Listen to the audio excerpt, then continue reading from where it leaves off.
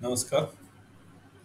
जसजसा काळ पुढे जात चाललाय, तसतसं ड्रोन्सचे वेगळे-वेगळे उपयोग पुढे येत चालले आहेत आणि खास करून आपत्कालीन परिस्थितीमध्ये जिथं माणसाला पोहोचणं शक्य नसतं, पण ड्रोन्स पोहोचू शकतो. अशा स्वरूपाचे बरेच उपयोग आता पुढे येत आहेत.